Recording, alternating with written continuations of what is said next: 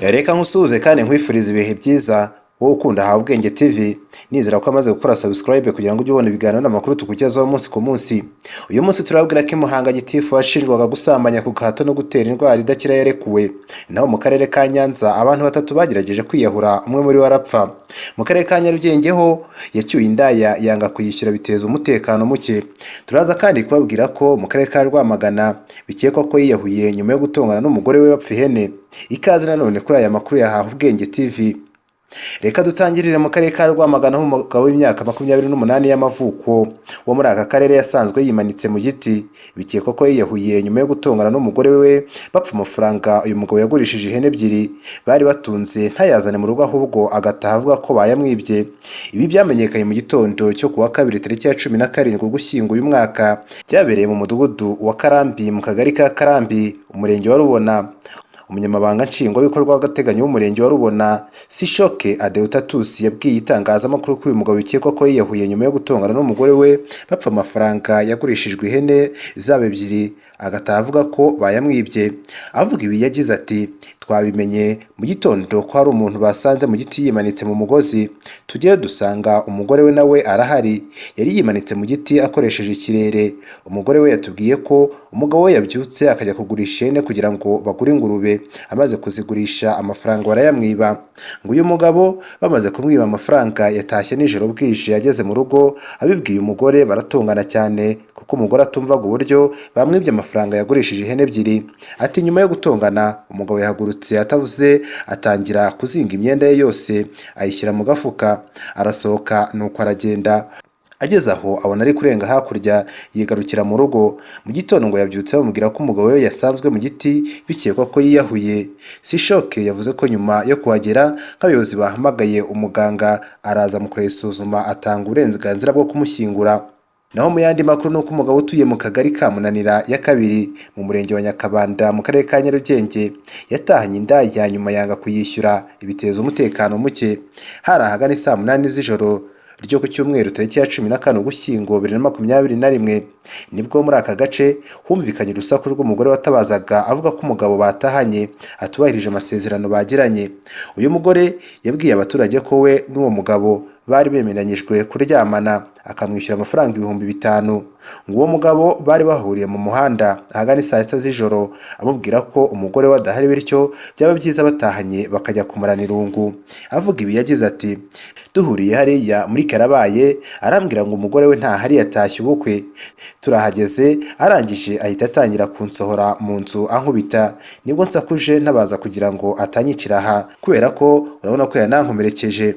Uyu mugabo we yahakaniye abanyerondo ko atigeze aryamana n'uwo mugore, gusa yemeza ko bari bari kumwe mu nzu baganira. Avuga ibi yagize ati, ntabwo njye naryamanye nawe kuko mfite umugore wanjye nkunda, uyu yaje mu nzu byo sinabihakana, ahubwo yashatse ko tubikora ndanga.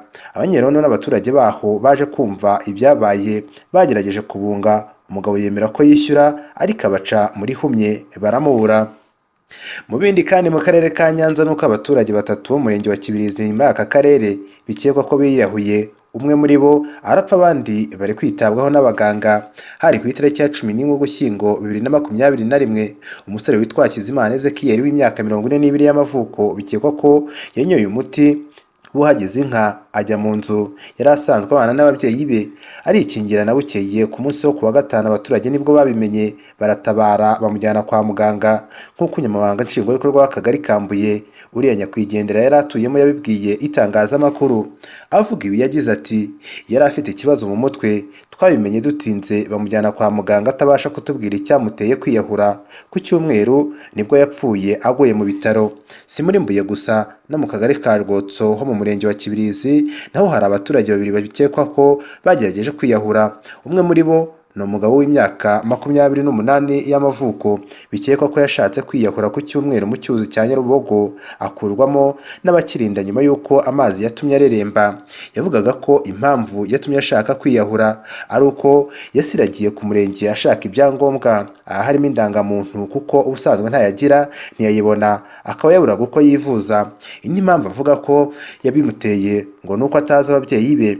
undi w'imyaka 47 y'amavuko we bikekwa ko yashatse kwiyahura akaba umuti witwa rokete wari uguzwe na mugenzi we awumusigiye agiye kwihagarika aje asanga arawunyoye. Mutwarasibo yahise amubona aryamye ahita atabaza, gusa ntiyaramenyekana impamvu yari bimuteye. Bombi baracyitabwaho n'abaganga. Gusa itangazamakuru ryagerageje kuvugisha ubuyobozi bw'akagari ka Rwotso rivuga ko butemerewe gutanga amakuru ko bwaza ku karere. Ubuyobozi bw'umurenge wa Kibirizi ntibyashoboye kuvugana n'itangazamakuru kuko umunyamabanga nshingwabikorwa w'umurenge yari ari mu karuhuko. Ushinzwe imari n'ubutegetsi wasigaye mu nshingano we ntiyigeze yitaba telefone.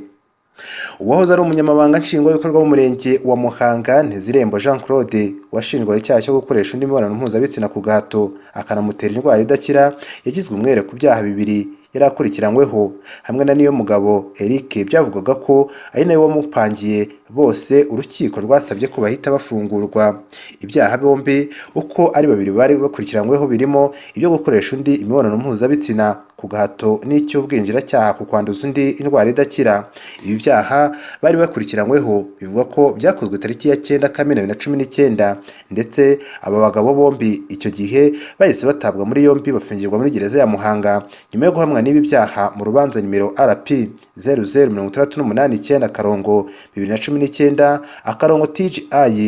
006819/TGI/MHG rwaciwe ku ya 12 Ukuboza 2019 nyuma yo kujuririra kuko batari bishimiye imikirize y'urubanza. Isomwa ryaryo ryabaye ku ya 16 Ugushyingo 2021. Urukiko rwisumbuye rwa Muhanga rwemeza ko ikirego cy'ubujurire kuri aba bombi gifite ishingiro ndetse rwemeza ko ikirego cy'ubujurire bwuririye ku bundi cyatanzwe na Cyuzuzo Angelique kuvuga ko yasamanyijwe ku gahato nta shingiro gifite. Uru rukiko rwisumbuye rwa Muhanga rwemeje ko uwahoze ari umunyamabanga nshingwabikorwa w'umurenge wa Muhanga Ntezirembo adahamwa n'icyaha cyo gukoresha undi mibonano mpuzabitsina ku gahato ndetse n'icy'ubwinjiracyaha mu kwanduza indi indwara idakira. Urukiko rwemeje kandi ko Niyomugabo Eric adahamwa n'icyaha cyo kuba icyitso mu cyaha cyo gukoresha undi mibonano mpuzabitsina ku gahato. Uru rukiko rwemeje ko imikirize y'urubanza rwaciwe ku ya 12 Ukuboza 2019 n'urukiko rwisumbuye rwa Muhanga ihindutse mu ngingo zayo zose. Hemejwe ko Ntezirembo Jean Claude na Niyomugabo Eric bagizwe abere ku byaha bari bakurikiranyweho ndetse rutegeka ko bahita bafungurwa urubanza rukimara gusomwa. Gusa mu ndishyi zari zasabwe muri uru rubanza zingana miliyoni 5 nazo zakuweho, ahubwo urukiko rutegeka ko amafaranga y'amagarama y'urubanza aherera mu isanduku ya leta. Reka dusoreze kuri uyu musore ukomoka mu gace ka Dagoretti mu mujyi wa Nairobi muri Kenya yafashwe ashyikirizwa ubutabera mu rukiko rw'akarere azira gutwika inzu ya nyina ifite agaciro ka $1,300,000 z'amashiringi ya Kenya kubera ko yasanze ibyo kurya bidahiye. Ukekwaho bivugwa ko yitwa Joseph Njuguna yatashye yasinze kandi yiteze guhita abona ibiryo, ariko yararakaye cyane ubwo yamenyaga ko nyina yari agitetse. Bivugwa ko Njuguna yinubiye gutinda gushya kw'ibi biryo arahira ko aragira icyo akora. Nyuma y'uko nyina amutegetse gutegereza mu cyumba cye yagarutse arwana na nyina mbere yo kugenda gato. Uyu mubyeyi akiri mu nzu yabonye ahantu hose huzuye umwotsi, hanyuma abona ko inzu irimo gushya. Yagerageje kwihutira gusohoka ariko umuryango wari ufungiye hanze, bikekwa ko uyu muhungu ari we wawufunze kugira ngo yicwe n'uwo muriro. Uyu mubyeyi wari ufite agahinda yatakambiye abahisi n'abagenzi ngo bamutabare maze akizwa n'abaturanyi bumvise gutaka kwe.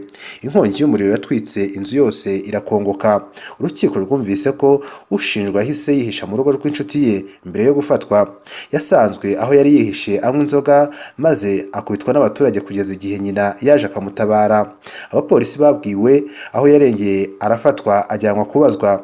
Inyandiko y'ikirego igira iti Joseph Njuguna mu buryo butemewe kandi abishaka yatwitse inzu ya nyina ku ya 6 Ugushyingo mu gace ka Dagoretti ka Nairobi. Igihe yashyikirizwaga ubutabera imbere y'umucamanza mukuru Esther Boke, uregwa yahakanye icyaha maze asabwe ingwate y'amashiringi ya Kenya 500,000 mu gihe ategerejwe ko yitaba urukiko ku ya 22 Ugushyingo uyu mwaka. Reka mbashimire mwese mukunda Haha Ubwenge TV, mbibutsa ko niba utarakanda subscribe ugomba kuyikana then ugakana no kunzogera kugira ngo ujye ubona ibiganiro n'amakuru tukugezaho umunsi ku munsi. Murakoze cyane.